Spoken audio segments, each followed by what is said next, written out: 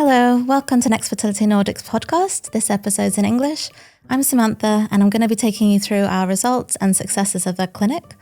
I'll also give you some pointers on how to choose an IVF clinic that best suits you. Happy listening. Today, since we're talking about results of infertility, different clinics are sharing their results differently on their website, and that can sometimes be difficult for patients to understand and make comparisons. So a little bit of background about how we do it at Next Fertility Nordic. So we're sharing our results on a monthly basis, and we're also doing annual reviews on the Estonian Agency of Medicine reports, and also we're sending it to ESHRE as well. So when we're doing it online, we are reporting the clinical pregnancies per embryo transfer.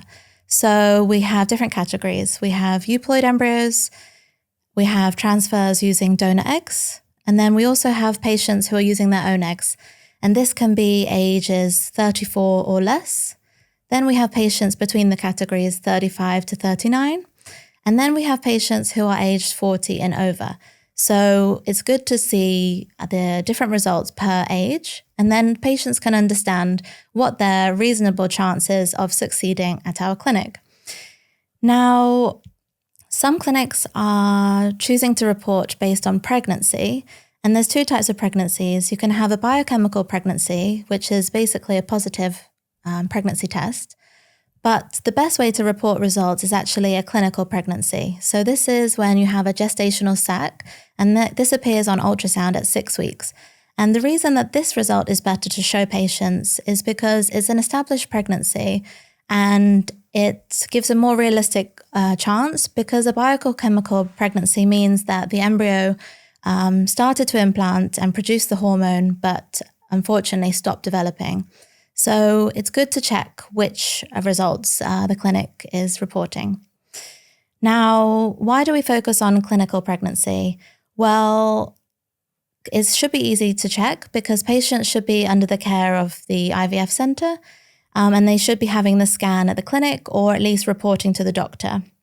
So it's relatively easy to get this data. But if you're actually doing cumulative pregnancy, like some clinics are, the percentage of pregnancies would actually be much higher. So, for example, if a patient has an IVF cycle and they produce 3 embryos, one is transferred fresh and the other 2 are transferred in a frozen embryo transfer cycle. So one clinic might say that that's 100% pregnancy, that they received a pregnancy after all 3. But at our clinic, we would actually say that's 1 out of 3, so 33% chance per embryo transfer. So you can see how it can vary and make it confusing for patients. Now, some clinics are also generating over time. So perhaps over a few years, they're following the same person and seeing if they get pregnant by the end. Whereas that can actually be misleading because that can be over many years and it's not reporting on a relevant annual basis. Of course, the most important thing to track is the number of healthy live births that are born. That can sometimes be a little hard to follow because patients have to get back in touch with us, and we can only start reporting that from October of the next year. In 2024, we had 105 next babies that were born. And it's important to note also the chance of having a multiple birth. So that's if you have a twin pregnancy or more than 2 babies. At Next Fertility Nordic, we are very conservative. So we keep our chance of having a multiple birth at less than 1%, which is actually in line with the general population who conceive naturally. Some clinics, they have a high multiple birth rate, and that can sometimes be unsafe for the patients. ESHRE guidelines state it should be kept under 10%. So how many procedures did we do last year at the clinic? Well, in total, we had 231 embryo transfer procedures. So every time, each person had a 45% chance overall.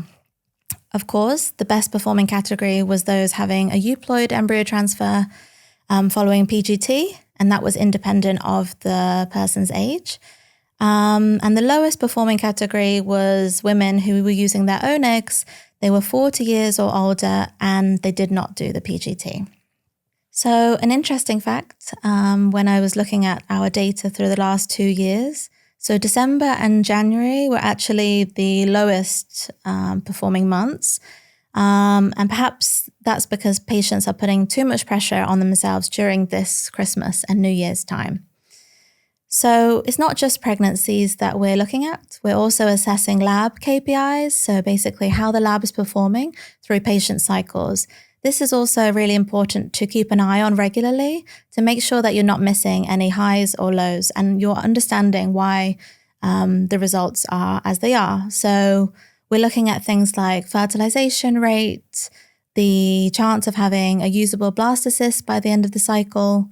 We're also seeing how many embryos are surviving after the freeze and thaw process, and also how many of the biopsies are successful in producing a result.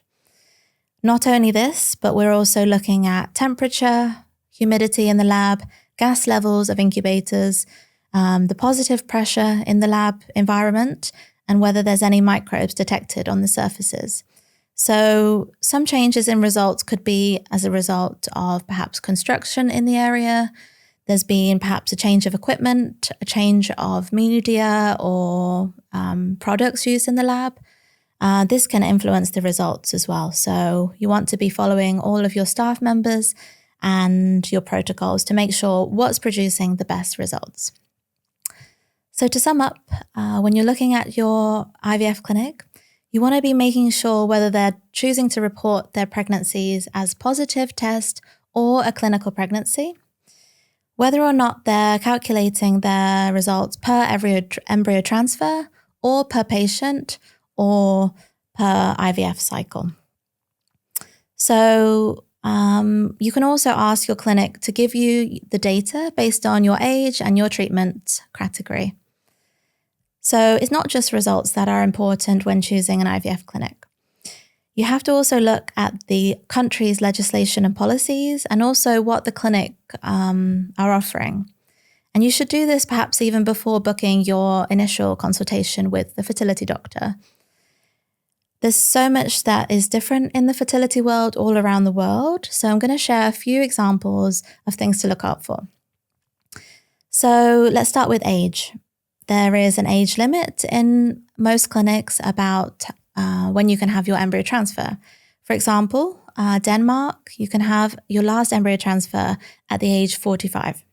Some clinics do not allow same-sex couples to treatment, for example, the Czech Republic and Turkey, and some clinics do not offer treatment to single women, so for example, in Poland. When it comes to donor gametes, there is some differences in what the country will allow. For example, in Spain, they don't allow you to choose your donor specifically, so the clinic will choose it on behalf of the patient.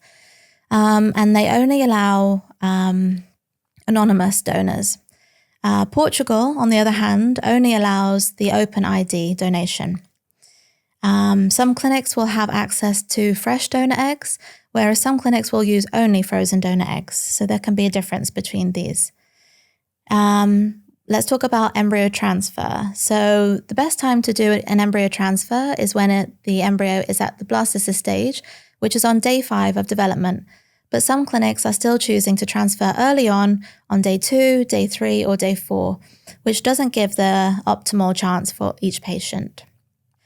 Surrounding the medication, so when you have a oocyte pickup, you're having stimulation medication. Some clinics will give higher doses and for longer periods of time, and this can impact the hyperstimulation. So patients can actually suffer from OHSS, and they can have side effects after the pickup. When you're having your procedure, there is difference between having short-lasting general anesthesia, and then there's some clinics or countries, for example, Northern America and Finland, where patients are kept awake, but they have local anesthetic and narcotic pain relief. So that can definitely influence the patient's experience at the clinic. Let's talk about embryos and the restrictions. So in some clinics, you actually can't destroy embryos once they've been frozen. And this can make very ethical and financial problems for patients. when they want to destroy or donate embryos that they no longer need. Whereas in Italy, you can't do that, for example. And it's also worth investigating whether your clinic is having any electronic witnessing. So some patients don't have this system and they rely on double witnessing or simply no witnessing at all. And also, there is no obligation for clinics to have any ISO accreditation. And so clinics may not be accredited or have certified individuals working in their lab. The use of add-on services is a hot topic right now. And each clinic may offer PGT, PICSI, ERA testing, or embryo glue, whereas some may not. So it's definitely advisable to go through all of your treatment options with your doctor. Now, I've mentioned many other countries, but what about Estonia and specifically our clinic? Well, patients who are unmarried, single, and also same-sex female couples are welcomed. And the age limit that someone can have an embryo transfer is before their 51st birthday. We're doing roughly 80% ICSI cycles and 20% IVF cycles. So in Estonia, there's a new rule that you can bring non-partner donor sperm to the clinic if you would like to use this as a donation option instead of ordering donor gametes. You can also choose open ID egg or sperm donors, and we can use these for your cycle at the clinic. We also offer a blastocyst guarantee program when using Next Fertility Nordic's donor eggs, and we can guarantee 2 blastocysts or a clinical pregnancy from 1 embryo transfer. How many children can each donor produce? It's capped in Estonia at 6 babies or 6 Estonian mothers. When we're freezing embryos, we can store them at the clinic for 7 years. And if you no longer have any use for them, you can discard them or donate them to research or to another couple following the correct consent document. If you've had embryos or eggs frozen in different countries and you want to come to our clinic for an embryo transfer or for your cycle, we can import these for you. So we can do the transport and organize with the clinic to have your material. And that's whether the country is from the EU or it's outside of the EU. Another interesting fact is that the prescriptions of medication is cheaper in Estonia compared to a lot of other countries. We're putting patients to sleep during the pickup procedure.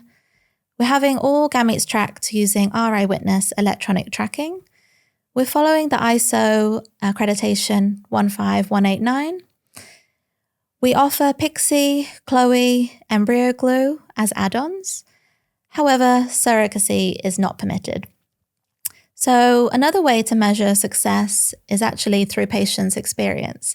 So to do this, we collect feedback from our patients, and this can be in the form of an email, feedback from the website. It could be word of mouth. You can also leave a Google review, and you can have a verified link to our Doctify page. So it's really, really interesting for us to have patients' feedback. We love to receive the photos of babies born, and we love to see people visiting back the clinic with their babies. It's a real full circle moment. Also, if you have any constructive criticism on how your cycle or your experience could have been improved, then we really take this on board, and you're welcome to share honest feedback. So just before I wrap up, I'd like to give a little shout out to the lab girls, Yolanda, Kertu, Galina, and Kylie. They're not always at the forefront of a patient's journey or experience, and sometimes they can be a little forgotten, but they are creating the life of the embryos in their hands, and they are carrying it to safety and making sure that each patient has the best chance that they have at an embryo transfer. So just wanted to give them well-deserved credit. I hope this episode was useful for you, and if you feel that Next Fertility Nordic would be a good match for you, then we're looking forward to seeing you.